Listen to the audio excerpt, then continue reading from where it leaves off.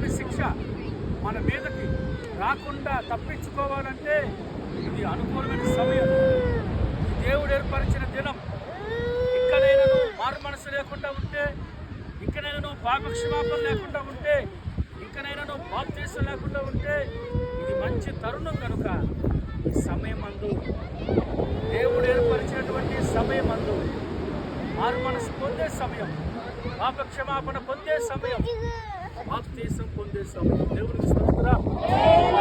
అందుకనే నికోదేము అనబడేటువంటి మత శాస్త్రవేత్త, ధర్మశాస్త్రోపదేశకుడైన ఒక వ్యక్తి యేసు ప్రభు దగ్గరకు వచ్చి నిత్య జీవానికి వారసుని నేను కావాలని అడిగినప్పుడు ప్రభు అయిన యేసుక్రీస్తు చెప్పిన మాట ఏంటంటే, ఒకడు క్రొత్తగా జన్మిస్తేనే కానీ నా రాజ్యంలోనికి ప్రవేశించగడని ప్రభు చెప్పాడు.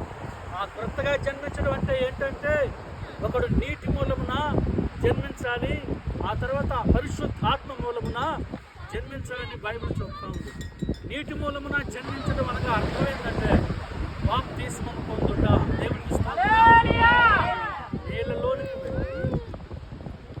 ప్రభు అయిన యేసుక్రీస్తు యోహాను చెంత బాప్తిస్మం పొందేటప్పుడు ఆకాశము బెళ్ళుని తెల్లారి అక్కడ నుండి పరిశుద్ధాత్మ పావురము వలె యేసు ప్రభుల వారి మీదకి దిగి వచ్చి, ఈయన నాకు ప్రియ కుమారుడు, ఈయన యందు నేను ఆనందించుచున్నానని పరిశుద్ధాత్మ దేవుడు మాట్లాడాడు. ప్రభునందు పిల్లరా, బాప్తిసం అంటే హృదయాన్ని మార్చుకునుట, బాప్తిసం అంటే పాపములు కడుక్కొనుట, బాప్తిసం అంటే ప్రభుకు దగ్గరవుట, పాత జీవితము వదిలివేయుట, నూతనమైన జన్మ, నూతనమైన సృష్టి, నూతనమైన జీవితాన్ని దేవుని కొరకు ప్రారంభించుట. దేవునికి స్తోత్రం చెప్పండి, చతురొత్తి చెప్పండి. హల్లెలూయా.